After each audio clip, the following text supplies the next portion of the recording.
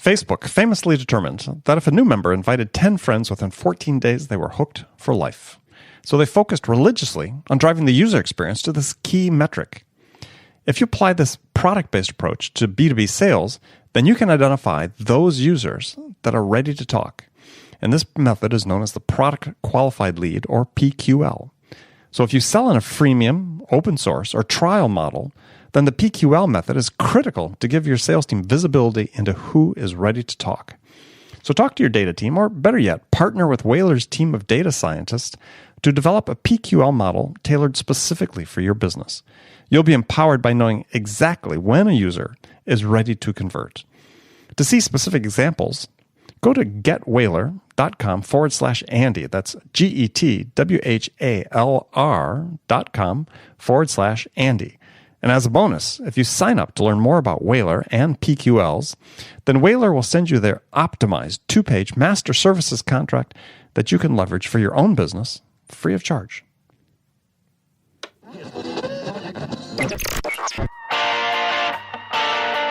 It's time to accelerate.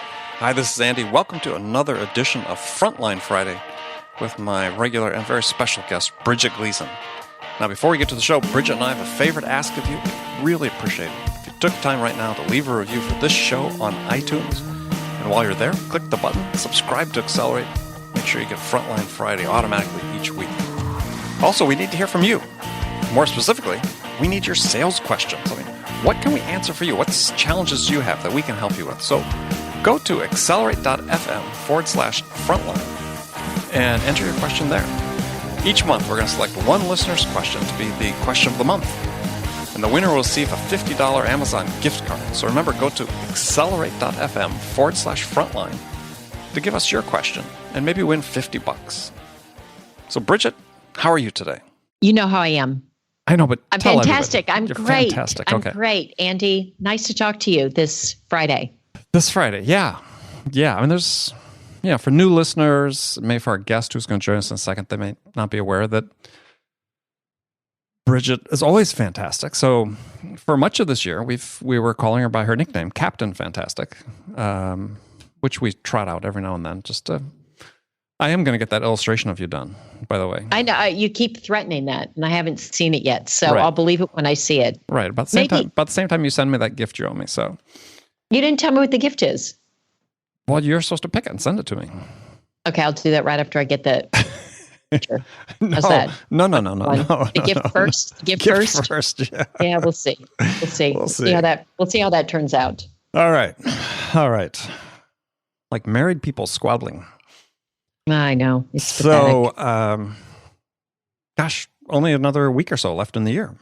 Amazing. How time flies. Yeah, I know. It's anything, big regrets, something you wished you had gotten done but didn't in the year? No, I typically don't live regret-ish. So, no, but I'm looking forward to 2018. I tend to look forward whenever possible. So looking forward to seeing what 2018 will hold. Hopefully lots of surprises. Good surprises. Yeah, good surprises. Yeah. All right. Well, we have a guest again joining us today. And joining us is Susan Steinbrecher. Susan, how are you? I'm great. How are you? Well, I'm good. You know how Bridget is. She's fantastic. Susan, I know. So nice to meet you virtually.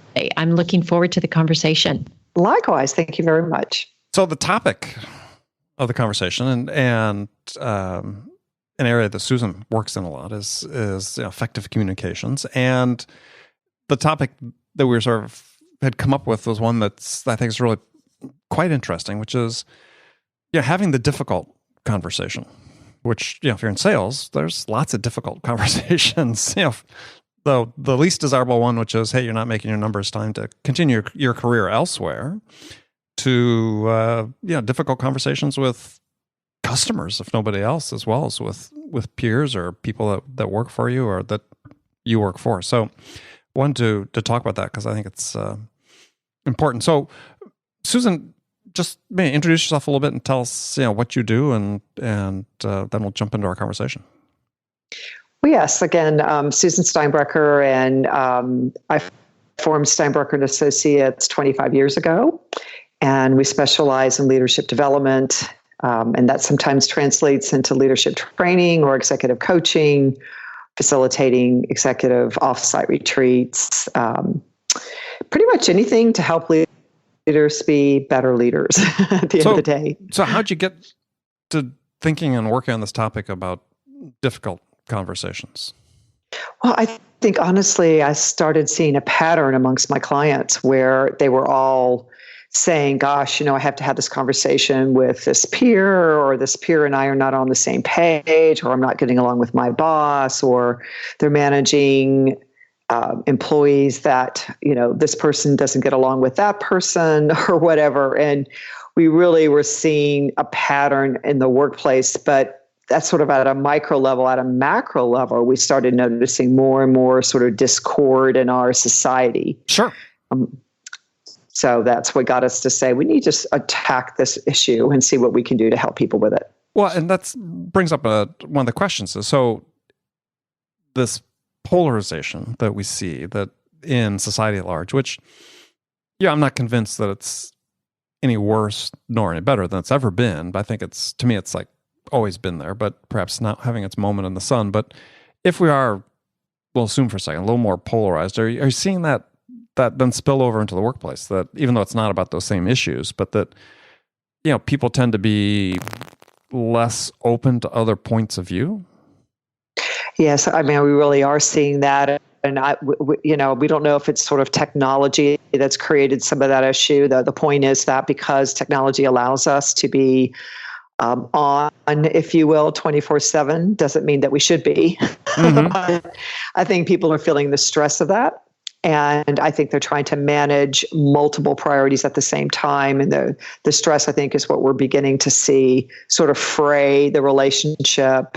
We're trying to communicate in sound bites instead of really being articulate with a message. And I think all of that's further complicating the issue. Yeah, interesting. Because it seems like, I'm sorry, Bridget, were you going to? Well, I was going to say, I think just my experience being on executive teams, it is really an issue, and it's not just on executive teams, but being able to communicate difficult topics to one another. And how do we do that respectfully and kind of stay on point? And one executive team, I mean, we all had coaches and we all had training, and it was specifically for this reason, so that we could communicate effectively. And one of our coaches had said that in high growth startups, there's always going to be conflict. You're doing a lot of things, sort of to your point with technology, we're talking in sound bites, we're doing things fast, we may be communicating across time zones and in different geographies. And so that knowing how to communicate is so critical. And who's teaching it? Who's teaching people how to do it? Most people have not been trained in how to do it effectively. So I love what you're doing. Thank you. I think you're absolutely right. Most of us did not get the foundation in our families, or at least positive models. So what are we drawing upon, right? And yet we end up being in a workplace and we're trying to figure out, how do I connect with this individual? Or perhaps someone might be a little bit more conflict avoidant. So it's totally, they don't feel confident, competent, or comfortable approaching the conversation. And I think that sometimes is often due to, wow, I'm not sure I can handle this conversation. I'm not sure I can handle my emotions. I'm not sure I can handle their emotions. So often what happens is either one or two camps. One is I totally avoid it altogether, and we know that makes things even worse. Or we jump in, sometimes the bull in the china shop, and try to get a point across, and we're not coming across respectfully, and then that blows up. Right. So for all those reasons, we felt like people really needed to gain some skill in this area. How do they build that emotional resiliency and composure when it matters most? And at the same time, how do you gain alignment through sort of the pragmatic approach? We really address this as an inside and outside kind of job. The inside job is managing the emotional composure and resiliency. And we looked at that as, how does one build the strength to do that? So when you're in a conversation and you need to call upon that strength, you can. And then secondarily, what do you do in the moment when you find yourself getting really upset? What's the most important tactic to deploy? And the outside approach more is, what's the step-by-step process that's going to get me from the beginning of the conversation to the end of the conversation? And we think both pieces are critical in order to get to the end game and the outcome. It's one of the issues in communicating this, and this is, you talk about emotional resiliency, is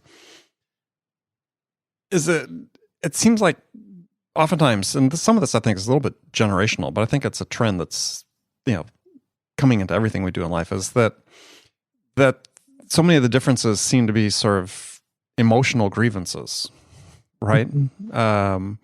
And so we're sort of dealing it from that perspective. And I don't mean that to trivialize those. I mean, I think people feel like people sort of conceptualize their challenges, the things that trouble them, differently than they might have in the past. And so some of these difficult conversations just seem more emotionally weighted, perhaps, than they were. It's just there's issues that come up, and I see this. My wife is a professor at medical school and deals a lot with students on some personal issues, and you sort of see that as the way people present their issues. They present them more as I need to have a tough conversation, but it seems like it's sort of a grievance based, and it's just a different way of positioning things. I just wonder if that has an impact on. Yeah, I really think it does, and I think that goes back to what we're seeing is stress levels go up. I think we've always dealt with stress, right? So it's not that that's a new concept, yet that's what we're finding is that people are trying to get so much done with less. Often they don't have the staff levels they've had before, so they're expected to do more because technology allows them to be accessed 24/7. Then sometimes there's the expectation of that. Hard to kind of turn things off. I mean, we recognize that. I mean, texting can be addictive. I mean, we've learned from some of the brain research that that's actually true, that texting can be addictive. Sure. So there's so many things going on that's causing people to be working this sort of full cycle at a very accelerated rate. And they're not taking care of themselves as much. They're not dealing with stress effectively. The work-life balance has kind of gone out the window. Well, when you think about it, are you going to be more patient when you're feeling highly charged, lack of sleep, not eating well, et cetera? Probably not. And so it's sort of taking care of self. That piece has really come out when we're under time pressure. And I think that's exasperating the issue. Interesting. So, I can second that. I'm just listening to you, Susan, talk about it. And I think about just in my own experience, I can say, yes, I'm expected to do more with less. Yes, I'm expected to be sort of always on. Yes, there are more multiple demands coming at me. That you're right, stress isn't new, but sometimes it feels like the stress has been ratcheted up a notch because of these kind of the always on culture that we've got now because of technology and just sort of what's our current environment. Yeah, I really believe that. And I do. And again, we're not going to be operating at our best when we haven't had enough sleep, right? And we haven't eaten well and haven't been with family, haven't really connected spiritually, emotionally, or, with someone else. It's just the human side of it is kind of going out of the equation here. And it's really, I think, catching up.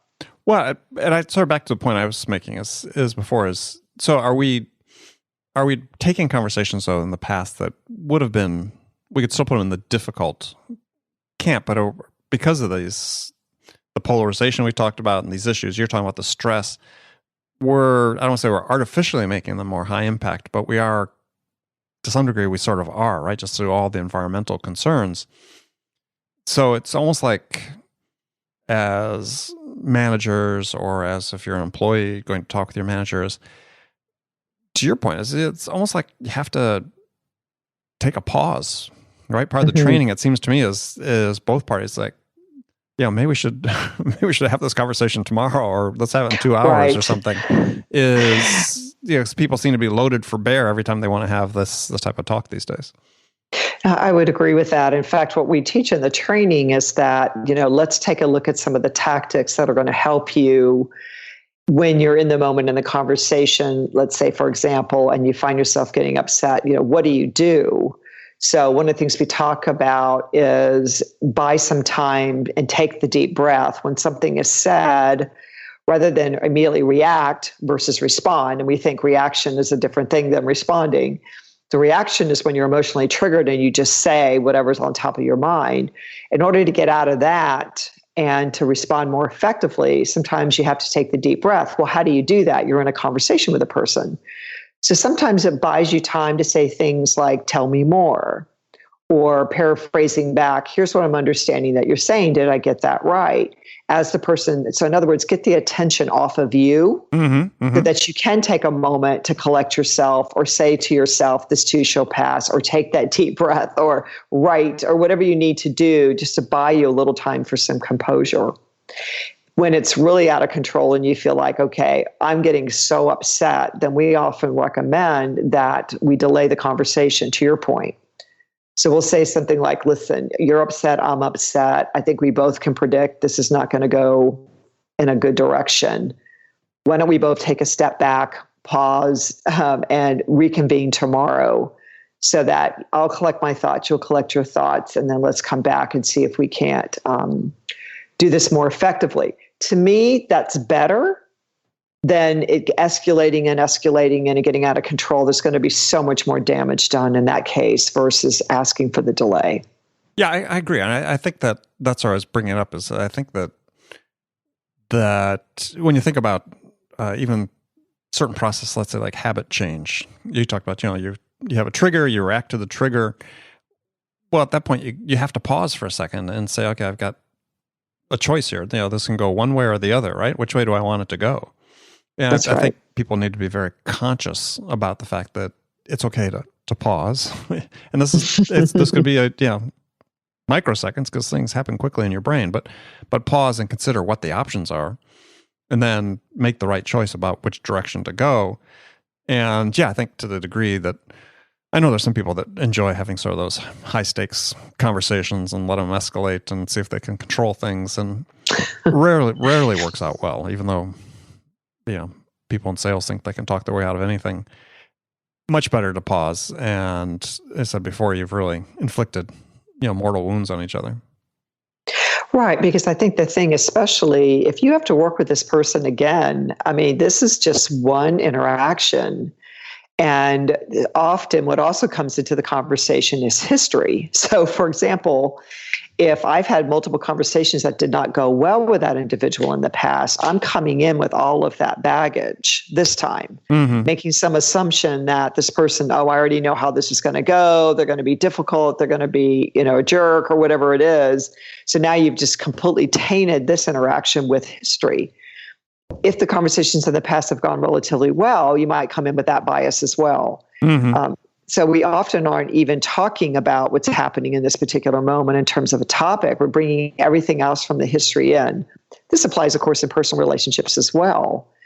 And that's what makes it difficult. It's what is the real issue? Is it this particular issue we're trying to address today? Or is it, frankly, everything else that's gone wrong in the last 4 years? So that's what also creates things to sometimes go south pretty quickly. Well, wouldn't you... I don't know. I'll ask the question. I shouldn't phrase that, wouldn't you? But is it the case that the way that people manage these type of high stress, high impact conversations at work probably mirrors how they handle those same conversations in their personal lives?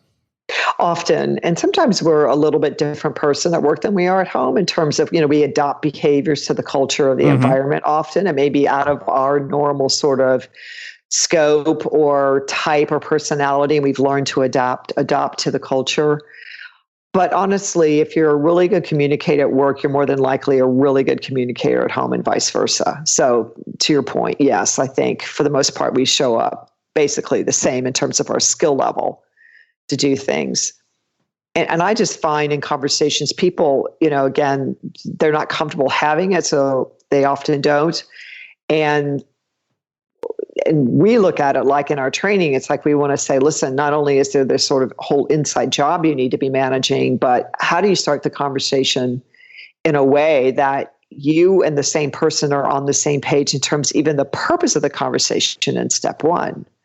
So that's one of the steps that we recommend is we say, let's first get clear about the reason I'm here to speak with you today is X. Mm-hmm. And so many times conversations start and that wasn't covered. And 2-3 minutes can be going by and the person's still like, I don't even know what we're here to talk about. Right. So as simple as that sounds, that is a piece that has to happen from the very beginning. My hope is that we can gain alignment. You and I have a different opinion as to how the project should be completed. My goal is for us to gain alignment by the end of the conversation. Okay, now I know why we're here to talk kind of thing. Right. Yeah, I like that, setting the stage. I mean, the other thing that sort of struck me as you were talking is that, one thing I consciously try to do is, not let things get to the point where you have to have these really make or break conversations.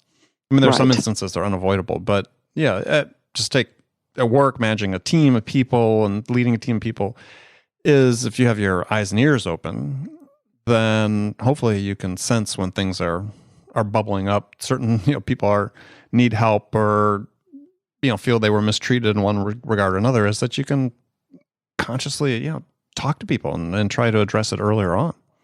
Right, before it gets to be so problematic and more emotional and more stressful for all those reasons, absolutely. I think the other challenge, as I mentioned, is that sometimes people hesitate to step in because they're afraid how the person's going to react and they don't know how to deal with it. So one of the things that we teach is, how do you facilitate the emotion of the other person? So we're teaching how to facilitate the emotion within you and the emotion of the other person. Right. So this person starts, elevating their voice and getting really upset. Often one of our techniques will work, whether it's empathizing with the situation, which, by the way, people confuse. You don't have to agree to empathize with the situation. But that often will diffuse some of that anger because it shows you're listening and that you care enough. Or active listening skills, we talk about at least maintaining, try not to ever lower, and if when appropriate, enhance self-esteem. All those things open and build some of that relationship, involving them in the solution. What ideas do you have to solve this? Here's some ideas that I have. All of that shows respect and begins to diffuse some of that anger and calm the person down. So those are important pieces as we're on our roadmap from beginning to end of the conversation as well. It sort of mitigates the emotion along the way. It keeps it more neutral. Sure. Bridget, anything? Well, I think it takes a lot of skill to navigate these conversations. And it takes first of all, it takes a self-awareness to be able to look at your own sort of emotional landscape and kind of and have that resiliency. So I think it takes, first of all, and I'm speaking from experience, it takes skill number one for me to recognize when I've been triggered and what's triggering me, and to be able to take that pause.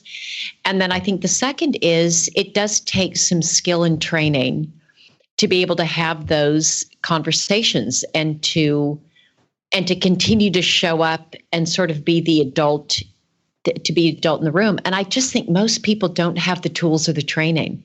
I think it's so lacking. I totally agree, which is why we really felt like we really owed it, to the world, so to speak, to take this message out, because our big vision was to really look at this work not only in a business community, but also take it to homes and schools and prisons and government, et cetera, because we felt like there was such a disconnect on so many levels. And I agree with you. Most people are not mindful or conscious enough of what's even going on with them and why they're being triggered. So it takes some real skill. For our platform, for the training, is a lot of practice with a table coach with, let's say, a round of 5 people. So there may be a facilitator in front of the room, but there's a table coach sitting at that round table of 5 to listen to everything being said and every word being practiced.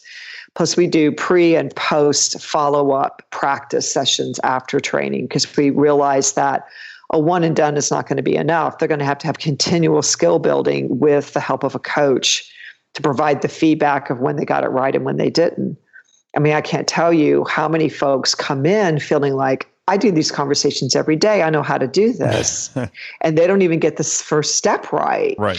They're Exactly. Like, you literally didn't state a purpose for the conversation. I'm like, well, what do you mean? Like, you really didn't. I mean, here's exactly the words you said. So like, oh. Yeah, and I think that's it. I think most people they're not looking to create difficult situations. They are looking to find alignment and to be in agreement and to be in harmony. And we just don't know how to do it. We're not good at it. We're just not good at it. And so we say things and we do things that are triggering others, and then it just spirals, and it's a day, it's a week, it's a month. And as you said, Susan, we go into a conversation. We're not even talking about what's happening today. It's the last 8 months of poor communication that has, and in all environments, it's, I think, very detrimental. And I think you just take a sales environment or a startup, and it can be the difference between a company that succeeds and a company that fails. Absolutely. I mean, ultimately, the organization needs to be aligned, and the impact to the business when there's not alignment among peers or employees with boss, et cetera, is those outcomes, those goals, all of the stuff that business is there to do doesn't get accomplished. It will just stop in its track, and it creates a huge issue. Bridget, you also mentioned earlier about somebody understanding their own sort of style of dealing with this, because we felt the same way. We created this whole model, and we actually have folks go through an assessment to determine, here's how you're likely to show up in this type of conversation. Mm-hmm. So they gain that awareness as part of it, because you're right, people are not aware of, they just do what they do and only know how to do what they do. And everyone's, again, I agree. I don't think people jump out of bed with the intention to disappoint. Right. And let me go blow up some relationships at work today and see how I can get people pissed off and frustrated, and we won't get a thing done. Well, exactly. Somebody comes to mind that gets out of bed every morning and does that. So there might be a few, but it's pretty rare. Hopefully it's rare. One big example that comes to mind. So, Susan, unfortunately, we're got to stop it right there, but tell folks how they can connect with you and learn more about what you do. Thank you so much. So the name of this whole training that we've been speaking about is called Meaningful Alignment. We're in the middle of working on the book that should be published next spring called Meaningful Alignment. And the way to reach us is Steinbrecher.com, which is our company name, and that's STEINBRECHER.com, Steinbrecher.com. And soon to come, meaningfulalignment.com. Right. And I just appreciate the opportunity to speak with both of you today. It's been a pleasure.